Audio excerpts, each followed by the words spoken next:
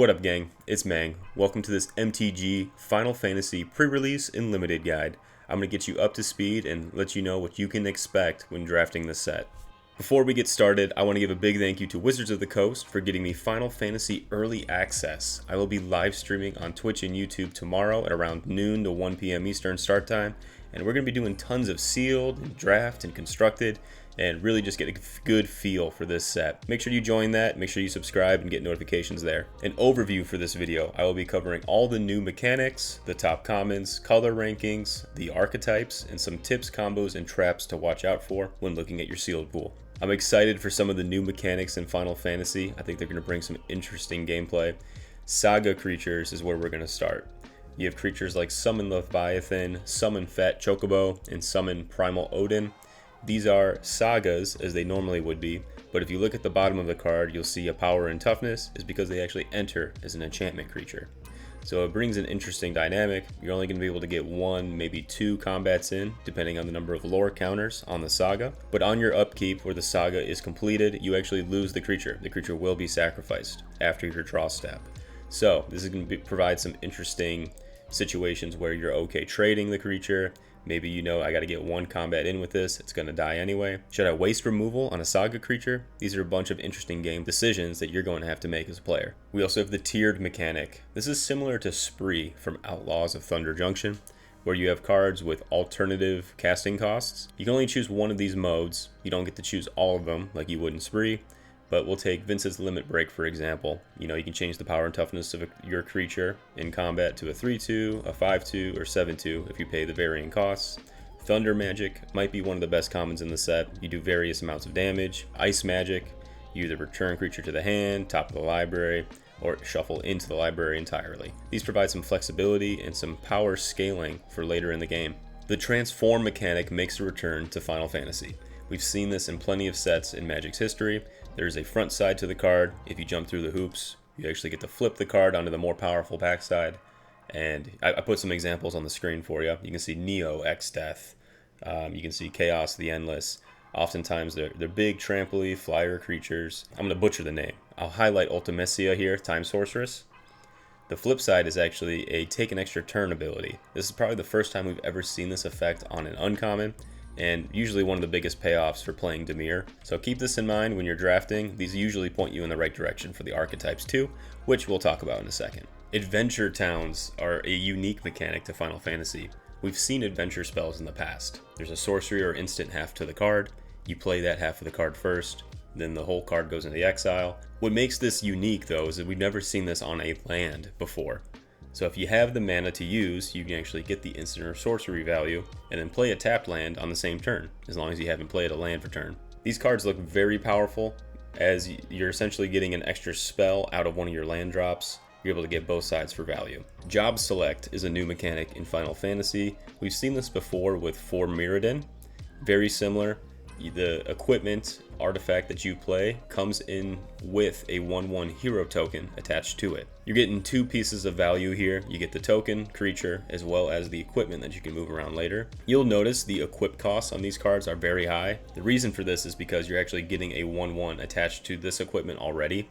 So this is kind of offsetting the 2-for-1 value you're getting when casting one of these spells. Now let's talk about my top 3 commons in each of the colors in Final Fantasy.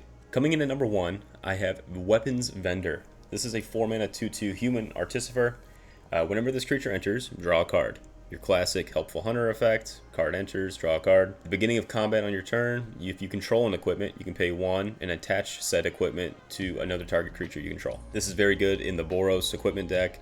You'll see in a second where you're able to move equipments around, get value on your job select cards, and actually position yourself for better combats. Fate of the Suncrist is my number 2 common in white. This spell costs 2 less if it targets a tapped creature. Destroy target non-land permanent. So at instant speed, being able to remove anything for 5 mana is totally playable, but the fact that if it hits a tapped creature, you actually get that discounted, very strong and flexible card. White Auracite is our 3rd best common. This is the classic enter the battlefield O-ring effect.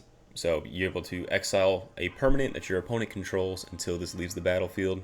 But we get the gravy here. We're actually able to tap this for white mana and use that to ramp us into larger spells. Top commons in blue. At number 1, I have Dragoon's Wyvern. This is a 3 mana 2/1 flyer. When this creature enters, you create a 1/1 colorless hero token. You're going to want creatures in play to get the most value out of your equipments, your sacrifice decks, your go wide strategies. This has been tried and true for all limited formats. Cards that make more tokens when they enter have always been strong. Number 2, Stuck in Summoner's Sanctum. For 3 mana, you can flash this enchantment in on an artifact or creature. You get to tap the permanent, and it doesn't untap during its controller's untap steps. This is like your Flood the Engines from Aether Drift. You know, just a powerful removal spell in blue, and probably going to be a bread and butter selection. Number 3, this was a tough one. I went with Combat Tutorial. This is a 3 mana draw 2, always good, but we also get a counter. So able to put a counter on one of my flyers, on one of my trample creatures or menace creatures. 3 mana draw 2 is always playable, but we get an extra counter to go with it. I think this card is going to be rock solid.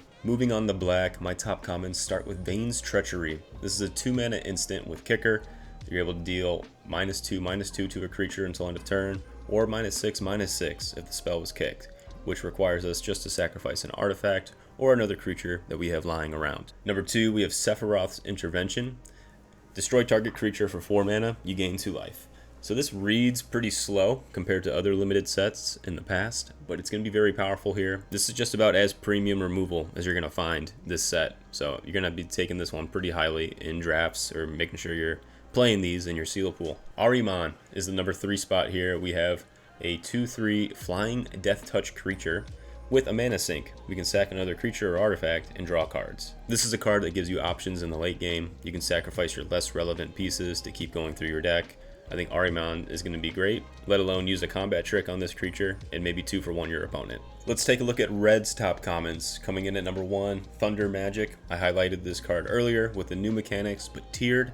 You're able to scale this into the late game and remove anything on your opponent's side, for the most part at instant speed. Very, very strong card, and my pick for the best common in the entire set. At number 2, Suplex, another removal spell here. For 2 mana, we can deal 3 damage to a target creature and exile it instead if it would die this turn.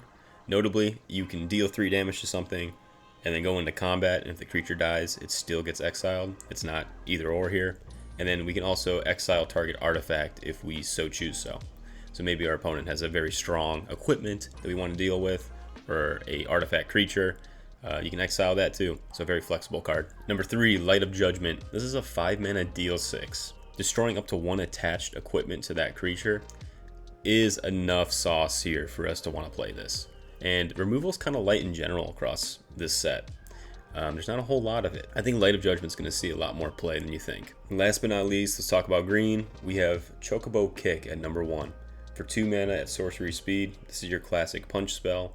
You can kick this spell by returning a land you control to your owner's hand, and you might be asking, why would I want to do that? Well, all the Chocobos and a lot of the green-red decks love landfall, so when a land enters the battlefield, you get value. So Chocobo Kick enables you there while also removing a creature. It's a very good card. Number 2, we have Gubu Gardener. This is a 2 mana 1/3 creature that taps for green mana. This ramps you, it blocks well, very solid card in green. And then we love cards that get us land drops, so Town Greeter is going to take our 3rd spot here. 2 mana 1/1. This is very similar to Anok Wayfarer from Tarkir Dragonstorm. When it enters, you mill 4 cards, you can put a land from among them back into your hand, and if you happen to be in the blue-green Towns deck, you actually gain 2 life as well. So a very solid card. You play this on 2, you keep hitting land drops and not falling behind in the game. Take all of these rankings with a grain of salt. We haven't even played this set yet. Early access is still going on tomorrow. We're going to be learning so much more as the set develops. This is what I landed on. We have white as some of my most favorite upside cards in the set. I think the uncommons, the rares in white are really going to be game breaking to the point where it's my best color. I got blue in the number 2 spot. Lots of good interaction, good card draw. I was happy with some of the common creatures as well. And then in red, we have quality removal, arguably the best common in the set, with Thunder Magic as well as Suplex. There's some good stuff going on in red here, and you can be very aggressive if you pair it with white for a nice Boros deck. I went back and forth with black. I had it at 2 and then 3, and then I kept talking myself into red, so it's sitting here at 4, but quality removal, very good sacrifice deck. I just wonder if you need the pieces at the right time to be effective. Wasn't really wowed by some of the black creatures at common either, so just something to keep in mind in the early stages here. And then rounding out the list here, we have green taking my spot for the worst color at the moment. That's not to say you can't ramp, you can't, overrun your opponent with big creatures. You can do that in green for sure. I just would love to see more interaction, more card draw. It's not really what green does. So if you are trying to splash for all your bombs and sealed though, I think green can be very effective in that regard. Alright, feel free to pause the video here. Here are your archetypes for Final Fantasy. This gives you a nice little description for the 10 archetypes.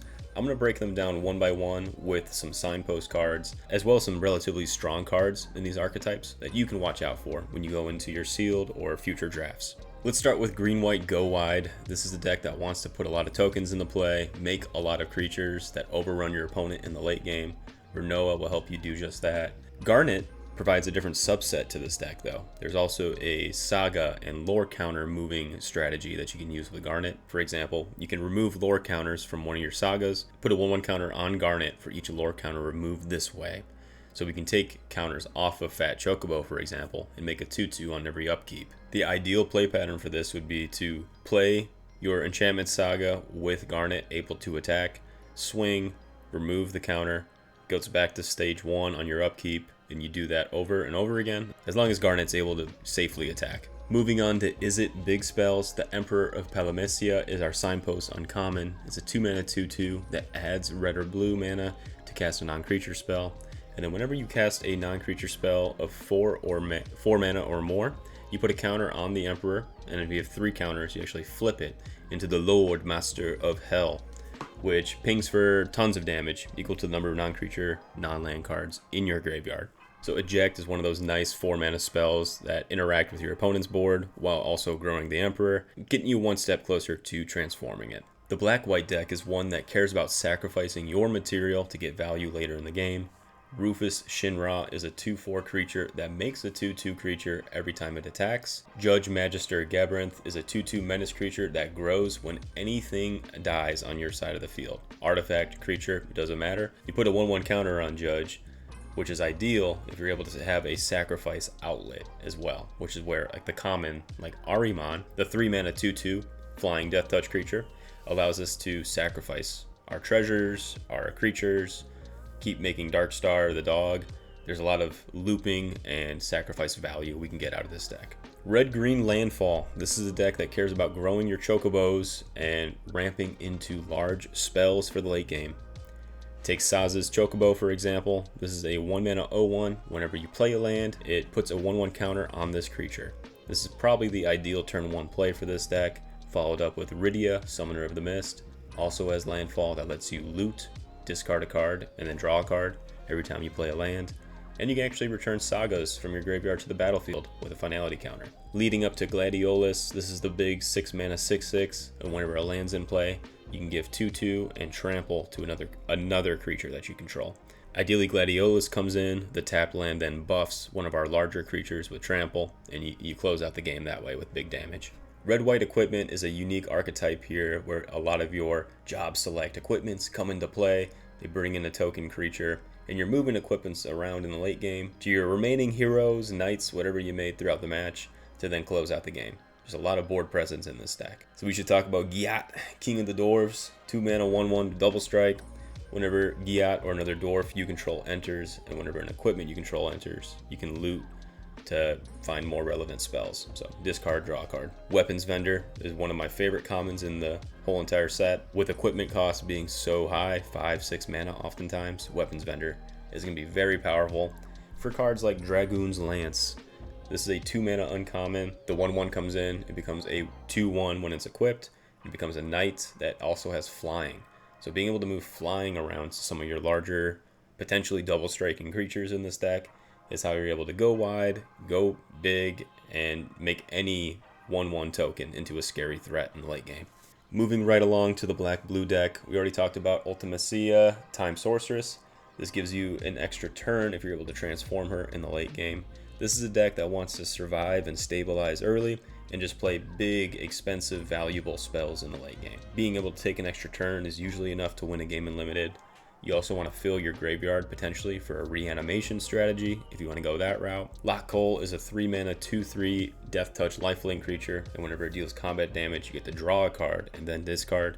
This helps us fill the graveyard for, like I said, reanimation targets, cards with flashback. You're going to want to grind your opponent out with this deck. Black-green is an archetype that cares about your graveyard, and specifically permanents in the graveyard. We have some very strong cards here with X-Death, Void Warlock. It enters, you gain 3 life, and at the beginning of your end step, if you have 6 or more permanent cards in your graveyard, you can transform it into Neo X-Death, which is a big trampling creature. If we play cards like Town Greeter and self-mill ourselves throughout the match, you can actually load up your graveyard with permanents, and then get value out of cards like Cloud of Darkness. Cloud of Darkness is a 3/3 flyer, and when it enters, it actually deals -X/-X into another creature your opponent controls until end of turn, X being the number of permanents in your graveyard. So think Ravenous Chupacabra with flying. This card seems super powerful and probably one of the best uncommons in all of the set. Okay, Wizards is trying something new with the red-black deck here in Final Fantasy. We have cards like Black Waltz number 3, which is a 4-mana 2/2, flying, death touch. Whenever you cast a non-creature spell, it deals 2 damage to each opponent. This deck can be difficult to build at times. You're going to want to play a lot of non-creature spells that make these 0/1 wizards that ping your opponent. So cards like Black Mage's Rod, for example, as job select, you get a hero, but then it becomes essentially a wizard because when it's equipped, it has that ability +1/+0. And then cards like Garland, Knight of Cornelia, whenever you cast a non-creature spell, you surveil one, and you can transform it into late game. This is not really an aggressive deck. You're going to want to be able to play a bunch of cards that make wizards, sit back, keep your life total high while also pinging your opponent down for damage. It's a unique build. It might be tricky to get right away. If you have all the pieces in sealed, good on you. I just think this is more of a draft archetype. Moving on to blue-green. This is the Towns deck. This is also unique to Final Fantasy. Ignis Scientia is a 3-mana 2/2 that cares about towns. You look at the top 6 cards of your library. When it enters, you may put a land card from among them onto the battlefield tapped. Put the rest on the bottom of your library in a random order. And then it has this ability where you're able to exile target card from a graveyard. If a creature card was exiled, you create a food token. Some of the big payoffs for the Towns deck here are Travel to Overworld. It costs 7 mana, but it has affinity for towns. So if you have 3 or 4 towns in play, you actually discount the casting cost and draw 4 cards. That's a lot of cards. You're usually going to be able to find the answers you need when you're drawing 4. So if I'm playing, 4 or 5 towns in this deck, you can see the value here in a card like Travel to Overworld. Omega Heartless Evolution is one of the big beaters in this deck, where it comes in, you tap something down for X stun counters equal to the number of non-basic lands you control, meaning towns. Those are going to be your non-basics.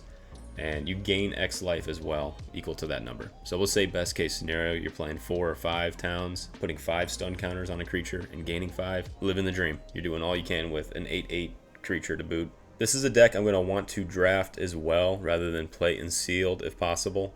I'm going to be doing a lot of this in my early access and see if we can force this archetype to make it worthwhile. I'm hesitant to believe this will be easy to pull off. And last but not least, we have the blue-white deck that cares about artifacts, led by Titus Blitzball Star. Whenever an artifact you control enters, you put a counter on Titus, and whenever it attacks, you tap a creature in opponent's control. So you grow Titus really quickly with treasures and equipment, and you're able to swing in, oftentimes tapping down your opponent's blocker. And then cards like Sid, Timeless Artificer, also help in this archetype. Artifact creatures and heroes you control get +1/+1 for each Artificer you control and each Artificer card in your graveyard. 4-mana 4/4 that grows all your stuff, and you can have the cycling buyout as well in the early game if you need it for blue and a white. Very strong card. And then taking a look at an uncommon in Cargo Ship. This is a 2-mana 2/3 Flying Vigilance artifact.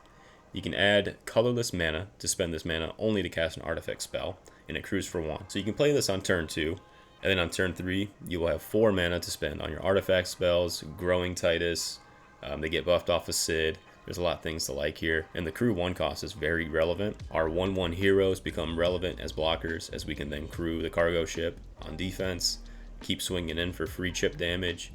This archetype looks good if you have all the pieces. If you open your pool at pre-release and you see tons of artifact synergy, potentially dipping into Esper, the blue-white-black archetype, there's a lot of overlap there to build a very nice artifact deck. On the screen here, you'll see some of the common combat tricks to watch out for. You're going to want to be able to keep an eye out for this when your opponent has mana to use when going to blocks. Just think about some of their options. If my opponent's in green, maybe they're pushing for +3 damage and trample. things of this nature are worth keeping an eye out for so that you don't lose games that were winnable. I could be wrong on these, but I think the juice might not be worth the squeeze on some of these cards. We have Lunatic Pandora, for example. This is a 1-mana artifact, so great if you're in that deck, but being able to surveil one is not how we want to spend our mana in between turns, just to then pay an additional 6 later to destroy a single target permanent. Way too much to ask for. We can do better. Summon GF Ifrit. This is a 3-mana 3/2 enchantment creature that lets you loot. So that's nice. It comes in, you get to discard and draw. The 3 and 4 abilities, just to add a single red, are not really worth it on a 3-mana 3/2. And the creature goes away after a few turns anyway, so you have to be careful when playing these. You would hope to have some, lore counter moving, or some cards that allow you to play sagas from the graveyard to make this even worthwhile. I just think there's plenty of other better ones. Last but not least, Summon Fat Chocobo. This is going to be a fun card to open. The art on it is amazing. For 5 mana, we get to make a 4/4 and a 2/2, and our creatures will get trample on the subsequent turns. I feel like a lot of people are going to be playing this in all their green decks, when in reality, playing a saga without a way to repurchase or move counters on a saga is a trap to begin with. The creature goes away after just a few combats. I don't think this is going to be worthwhile. Your opponent can just ignore the 4/4 body, waiting for you to sacrifice it. I just wanted you guys to be careful throwing these saga creatures into any and all of your decks in your color. You're going to want to play these when you have the saga synergies. Vincent's Limit Break with just about any summon or saga creature is going to be very strong. Your opponent could point removal at it, and then being able to make it return to the battlefield and get the ETB and reset the lore counters. There's a lot of value to be had there. And if you read any spoilers coming into this set, you already know that Self-Destruct is in the set, where a target creature you control deals X damage to any other target and X damage to itself, where X is the creature's power. So, if you happen to get lucky, you open this uncommon with Jumbo Cactuar, a 7-mana 1/7 that attacks with 10,000 needles and becomes a 10,000 damage creature. Well, you do the math. 10,000 damage straight to your face. I think we shake hands, we move on to game 2. Mana fixing for this set, we have dual lands in the form of towns. They come in tapped, they give you value if you're in the town decks. Starting Town is a land that comes in tapped unless it's your first, second, or third of the game. It taps for colorless, but you can actually pay 1 life to filter to any color that you need. I think this card at the rare spot is actually going to be very worthwhile. And I think it's going to see constructed play too. It seems very strong. Blitzball is our version of Dragon Globe from Tarkir Dragonstorm, or Starting Column from Aether Drift. It is a 3-mana mana rock that you can actually sacrifice if you've dealt damage with a legendary creature to draw 2 cards, which is very doable in this set. There are plenty of legendary creatures going around, and you could totally make a 3 to 4 color Blitzball deck full of legends and get serious value there. Summon Fenrir is a 3-mana 3/2 saga that when it enters, you actually search your library for a land, you put it onto the battlefield tapped. This is like nice ramp, kind of like the Lumbering World Wagon from Aether Drift. Just a very strong card. And that's going to do it for this one. I'm already losing my voice. I'm very excited to get my hands on it tomorrow for early access stream. I appreciate all you guys. Make sure you like, subscribe if you want to see more content from me. And I hope to see you in the chat, and we can start winning some drafts tomorrow and get you guys prepared for pre-release. Thanks again for everything. I'll see you guys in the next video. You guys have a good night. Peace.